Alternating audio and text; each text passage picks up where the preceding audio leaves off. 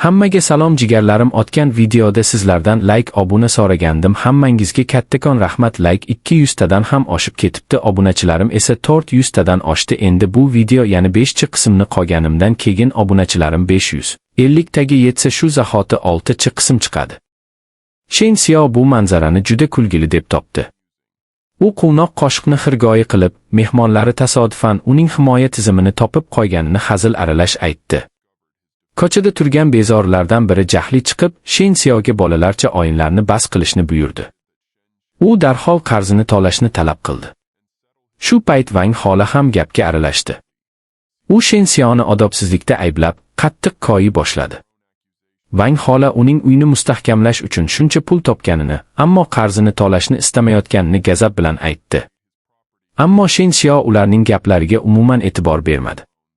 U bunker ichida kresloga bemalol yonboshlab, muzdek muzqaymoq yeb o'tirardi. Interkom orqali u masxarali kulimsirab guruh boshligiga murojaat qildi. Uning aytishicha, eski uyi kamida 4 million turardi. Bu esa olingan 3,5 million qarzni bemalol qoplardi. Shundan keyin Shen Xiao barcha mas'uliyatni Lu Wanqing zimmasiga yukladi. U bezorilarga sobiq sevgilisini qidirishni maslahat berdi. Chunki endi bu qarzning unga mutlaqo aloqasi yo'qligini qat'iy aytdi.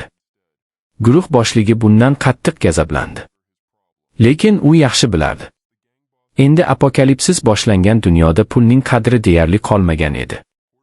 Eng qimmat narsa esa oziq-ovqat va tirik qolish uchun kerakli zaxiralar edi.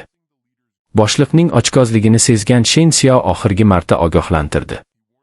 U hali yaxshi kayfiyatdaligida tinchgina ketib qolishlarini maslahat berdi. Aks holda uning sabri tugashini ochiq aytdi. Shen Xiao stol ustidagi katta qizil tugmaga qo'lini qo'ydi.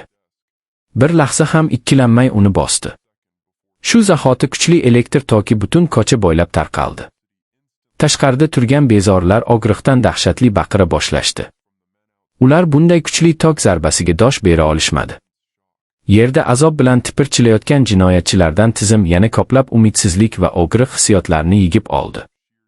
Oxiri omon qolgan bezorilar sharmandali tarzda chekinishga majbur bo'lishdi. Ular yarador sheriklarini sudrab, qorong'ilik tomon qochib ketishdi. Ketayotganida guruh boshligi orqasiga o'girilib, bu haqoratni Dahay guruhi hech qachon kechirmasligini baqirib aytdi. Bu tahdid Shen Xiaoning tizimiga yana ko'plab gazab hissiyotlari ballini olib keldi. Bezorilar ketgach, Vang Xola yolg'iz o'zi uyning oldida qoldi. U Shen Xiaoning mustahkam bunkerini ko'rib qo'rquvdan titrab ketdi. Tong otguncha vaziyat yanada og'irlashdi. Tashqaridagi harorat dahshatli darajada ko'tarilib, 52 darajaga yetdi. Shen Xiao esa salqin bunkeri ichida divanga yonboshlab, uzum yeb dam olayotgan edi. Televizorda esa jazirama sabab ko'plab odamlar halok bo'layotgani haqida favqulodda xabar berildi. Boshlovchi barcha fuqarolarni zarurat bo'lmasa tashqariga chiqmaslikka chaqirdi. Vaziyat naqadar jiddiylashganini tushungan Shen Xiao telefonini olib, so'nggi yangiliklarni ko'ra boshladi. Ammo uning e'tiborini mahalla guruhidagi xabarlar tortdi. Guruhdagi qo'shnilar uni qattiq haqorat qilayotgan edi. Ular Shen Xiaoni boshqalar azob chekayotgan paytda ovqat yeb, konditsionerda mazza qilayotgan xudbin odam deb atashdi. Hamma uni tashqariga chiqib tushuntirish berishga majbur qilmoqchi edi. Agar oziq-ovqatini ulashmasa, uni qotil deb e'lon qilish bilan ham tahdid qilishdi. Shen Xiao esa bu gaplarga mutlaqo parvo qilmadi.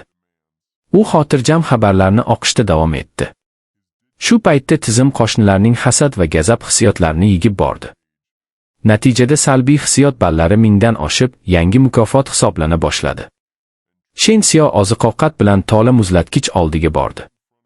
U umidsizlikka tushgan qo'shnilarni yanada gazablantirishga qaror qildi.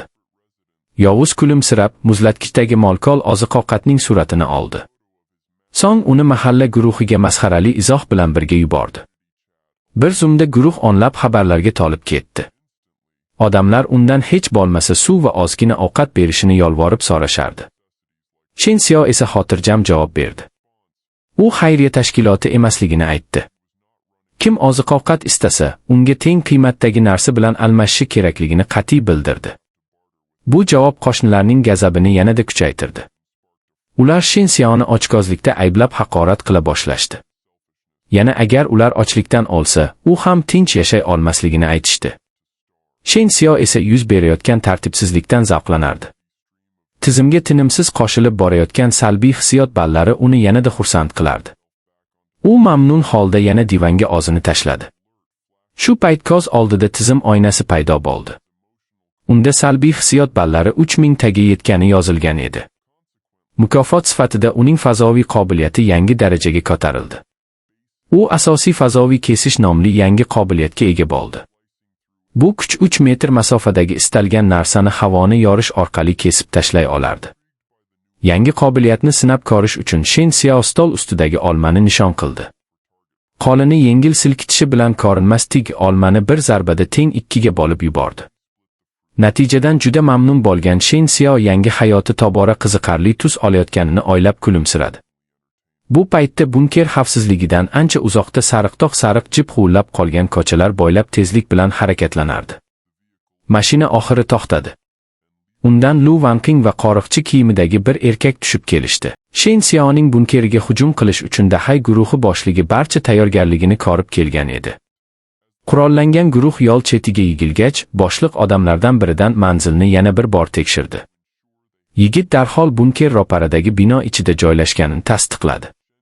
Shundan so'ng boshliq Lu Wanqing tomon burildi.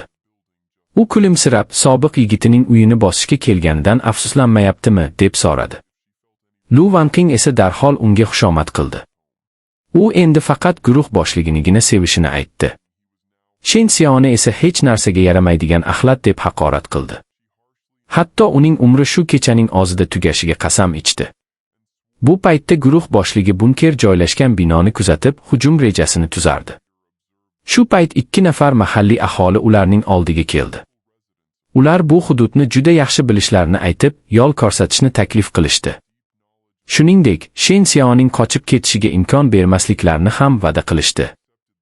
Boshliq mamnun bo'lib, yordam evaziga oljadan ulush berishga rozi bo'ldi. Ochkozlikka berilgan 2 qoshni bunkerga olib boradigan yashirin yo'lni ko'rsatishga va'da berdi. Yo'lda esa butun turar joy dahshatli tartibsizlikka aylandi. Bezorilar yo'l-yo'lakay duch kelgan joyni talay boshlashdi. Xoin qo'shnilardan biri o'z do'koni ham talanayotganini ko'rib, ularni to'xtatishga urindi.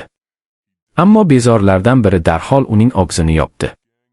U endi bu hududdagi hamma narsa ularning boshligiga tegishli ekanini aytdi. Atrofdagi odamlar esa yiglab, ularga rahm qilishlarini so'rashardi. Ular bunday shafqatsiz odamlarga ishonganlaridan qattiq pushaymon bo'lishdi.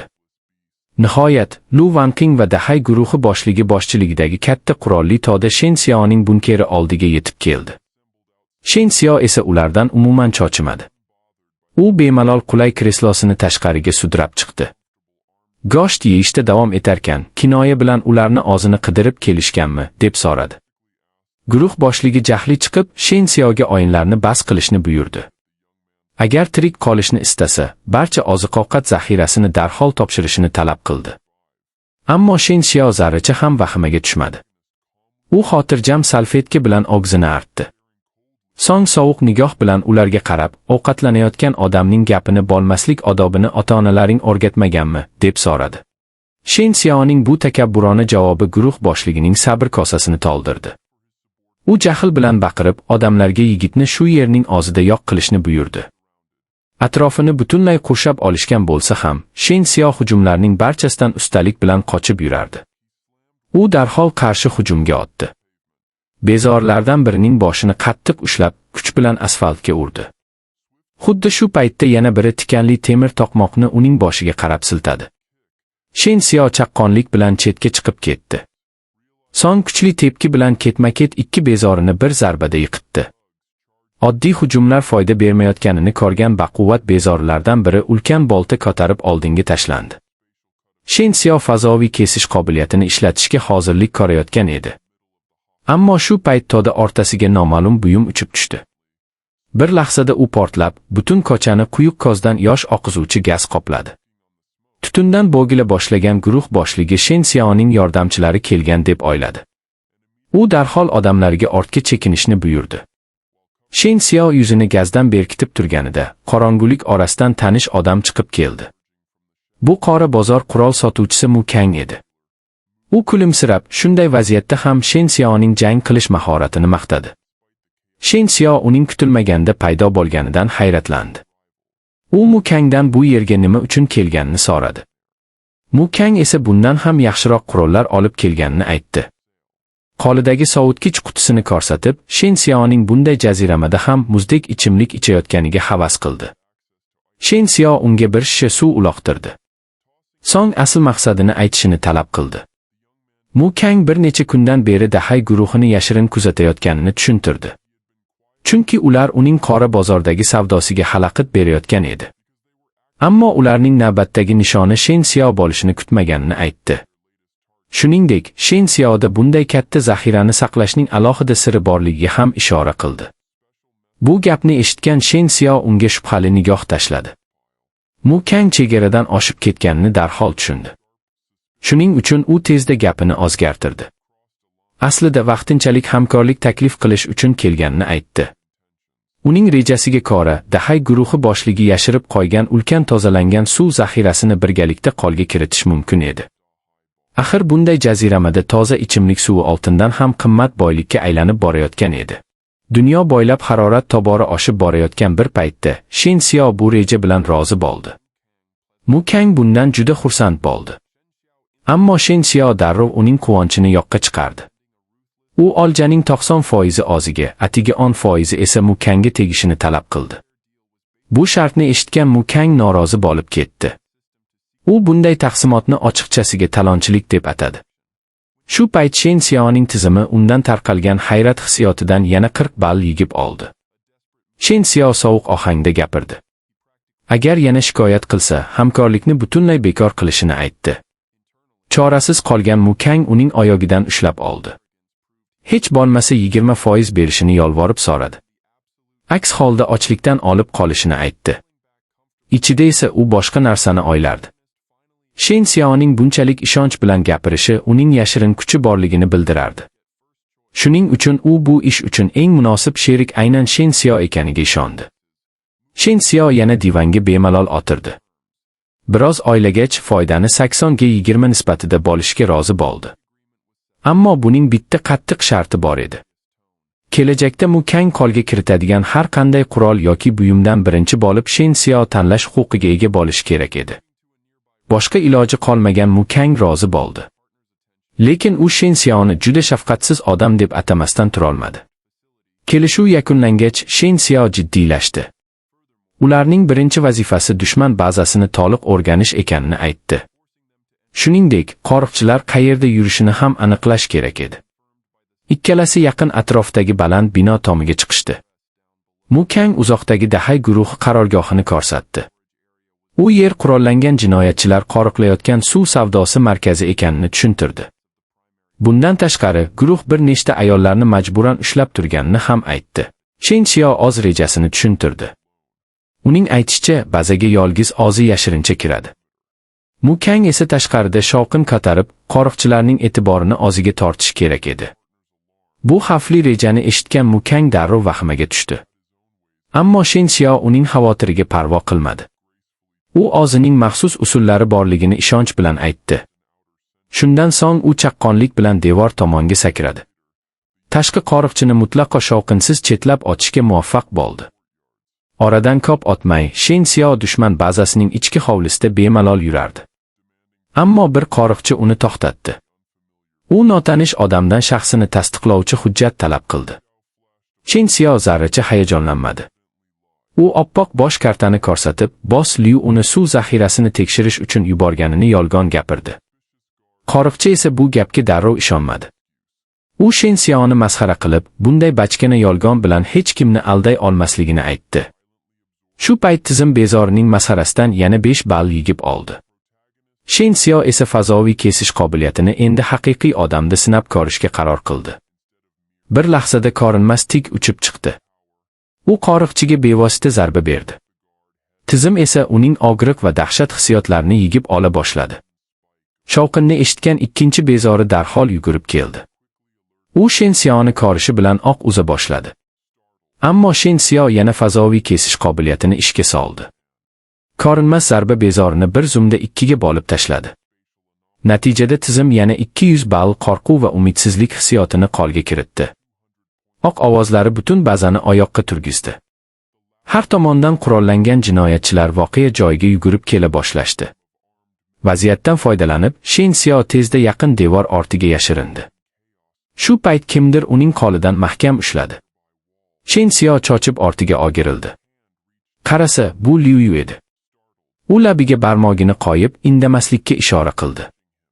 Sizlarga bir taklifim bor jigarlarim, Telegramda ham kanal ochmoqchiman. U yerga chiqayotgan videodan lavhalar va yana boshqacha manfa qilishimizni muhokama qilamiz va allambalo bir balolar. Shunga fikringiz qanday? Sizlarni javobingizni kommentariyada kutib qolaman.